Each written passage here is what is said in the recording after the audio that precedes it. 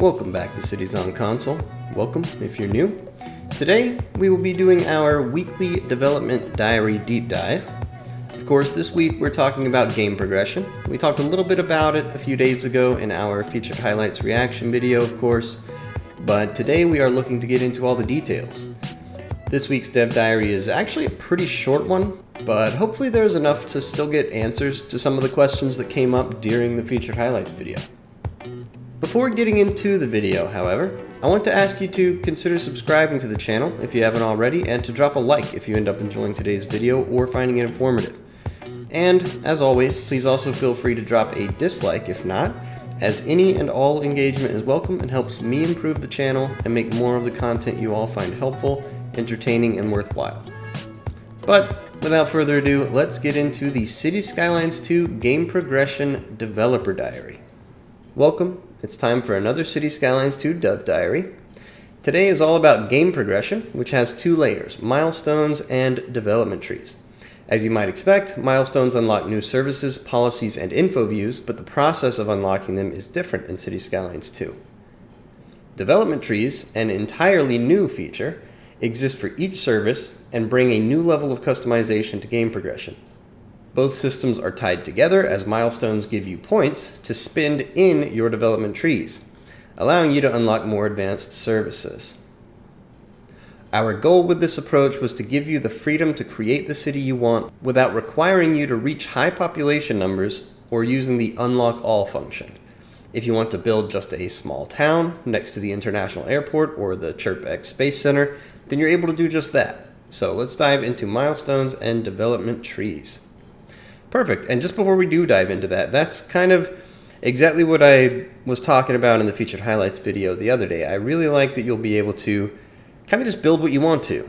You don't have to go through every single milestone to unlock certain services or certain levels of buildings that you want to build.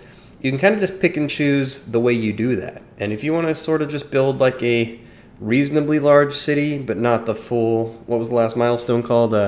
Megalopolis, according to that picture there down below. You don't have to, right? You can stop at large city, or you can stop at metropolis, or whatever you're happy with. You don't have to overbuild, which might sound weird considering it's a city builder game, but I know there's a lot of you out there, probably similar to myself, who, you'd find yourself kind of doing that in the first game. You'd start to kind of crowd certain areas or build things you didn't necessarily want to because you wanted to unlock something else that you did want. So it's a whole thing. So I just like that you won't have to do that. You can kind of choose your own adventure, if you will. But getting into it, and of course we are starting off with milestones. In City Skylines, milestones were unlocked by reaching certain population thresholds, which varied depending on the buildable land of the map and gave you one path to the next milestone. Build more residential areas. Right. With Cities Skylines 2, we've taken a different approach. Each milestone is unlocked by reaching a specific amount of expansion points, or XP, which are accumulated both passively and actively through building your city. Passive expansion points are awarded 16 times throughout an in-game day as a result of increases in both population and happiness, giving a well-functioning city steady progress towards the next milestone. Meanwhile, active expansion points are granted immediately as a result of actions you take, such as placing or upgrading a service building, constructing a signature building, or expanding the city's road network.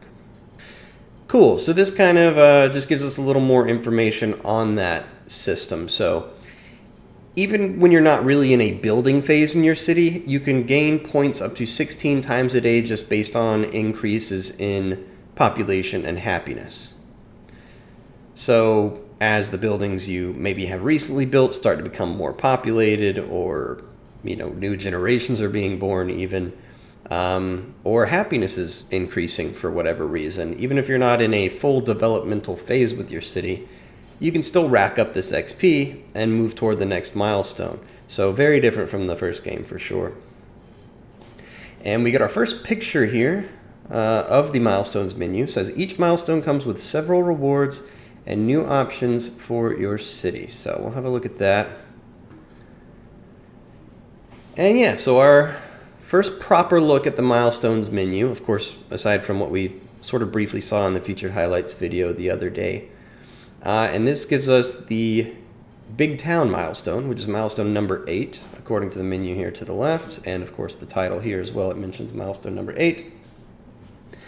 And gives us kind of just an example of the types of things we can unlock with each milestone.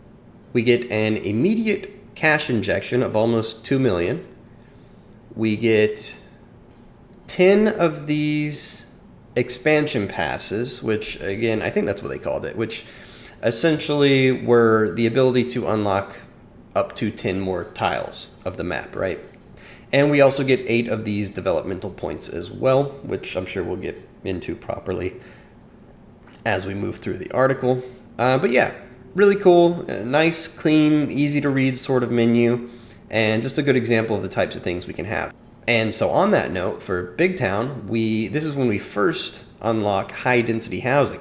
So up to this point in the game, from Tiny Village all the way up to Busy Town, looks like we're going to be limited to probably only low density up here in the initial milestones of the game. And then maybe through here we unlock some medium density options, what have you.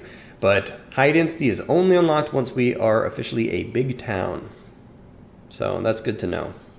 And oil drilling as well. So we cannot drill oil. We cannot utilize the oil industry to its full potential until at least the big town milestone. So cool, good to know, but we will get back into the article here.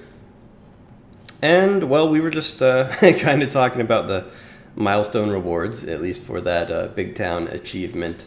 But it looks like that's the next subject actually that we're getting into, milestone rewards. So there are 20 milestones to unlock from Tiny Village all the way to Megapolis. I think that's supposed to be like Megalopolis or something. I'm not sure if that's a typo or if they changed the name, or maybe I just can't read. I don't know. We'll figure that out later, I guess, when the game comes out.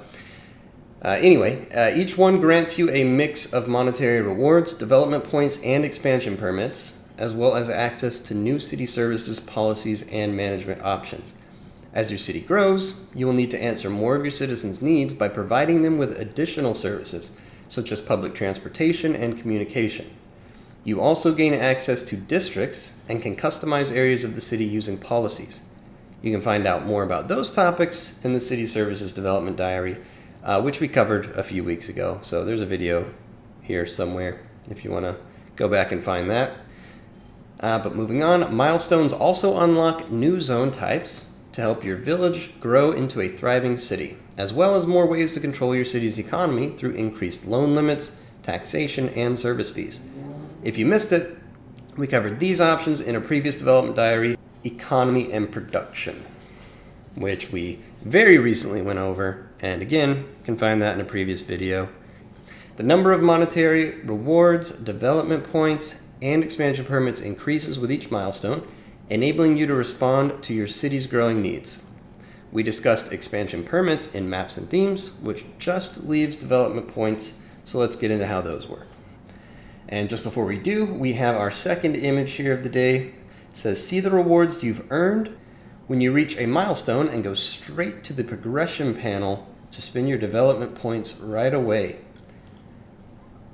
And cool, so again, this is the same milestone, Big Town. So it looks like this is kind of the milestone achievement notification, so to say, that'll pop up initially when you reach a milestone. And then once you click in through the progression panel, that's when you'll have access to the menu we were looking at earlier with the achievements and, again, the ability to spend the points as it was just saying. So cool, pretty straightforward menu. And then we are getting into development trees, which is actually the last subject of the day. So again, this is a pretty short and straightforward one, but we'll keep moving right along here. So for development trees, when you unlock a new service through a milestone, you only unlock its basic buildings and features along with its corresponding development tree, which can be found in the progressions interface. Here, you can spend your development points to unlock more options, including more advanced and unique service buildings. Points can be spent as soon as you receive them or saved for later if you are not sure what you want to expand next. You may want to unlock the wastewater treatment plant to avoid polluting your surface water sources as soon as possible, or maybe you want access to harbors to benefit from the map seaways, Or perhaps you want to provide your citizens with more sources of leisure with sports parks. As you unlock all milestones, you receive enough development points to unlock everything, but you choose the order depending on what your city needs the most. So one thing that stuck out to me like a sore thumb here is providing your citizens with more sources of leisure like sports parks. One of my favorite additions between the content creator packs, DLCs, all of it, was the somewhat recent edition, it just came out this year, of sports parks in the original City Skylines. That was just a game changer in a lot of ways. You could add it to your school builds, which I've got a couple videos on here. I'm sure a lot of you are familiar with. It just changed school builds entirely, because then you could build like proper high school campuses, you know, with football fields, baseball fields, that kind of thing. And just the parks themselves as well. Just having a baseball park out there, or having an actual functioning soccer stadium where you could have your city team play. Just a game changer, truly. So it looks like that's going to be built into the game this time around right from the jump, based on their mention here of sports parks. So super excited about that. But moving on here, each development tree is divided into different tiers and has a varying number of nodes to unlock. The first tier includes the basic buildings and functions of the service, and this node is automatically unlocked when you gain access to that service. As an example, when you first unlock public transportation, you have access to both buses and taxis, as well as things like stops and the line tool. The subsequent tiers offer more advanced options which cost more development points to unlock, but provide you with new options. Some services, such as public transportation, have multiple branches with different options, and while you need to purchase the previous nodes on a branch to unlock the next node, you do not need to purchase everything in a tier to move on. For example, you can gain access to the international airport without needing to unlock water, tram, or subway transportation, as long as you have enough development points to afford it. And again, I think that's really cool. So it actually shows here, I think, in the graphic, it says development trees allow you to unlock new and more advanced options. So we'll have a look at that. Yeah, so as it was saying, you can unlock the international airport without having to unlock everything else first. So in the original City Skylines, you know, it was like it was saying, it was all population based. You had to unlock everything in a very specific order because it was just a part of achieving the next population milestone. But now it's going to be based on this point system, and you can spend those points however you want to. So in this particular case, it looks like, of course, we don't know whether they did train or water first or whatever, but you'll have that option. So this is where we unlock buses and taxis automatically by just unlocking public transportation to begin with. So that node unlocks automatically, as they explained. But then once we get to the point where we're ready to move in a different direction, as long as we have enough points, of course, we can decide, you know, do we want to unlock new forms of ground transportation?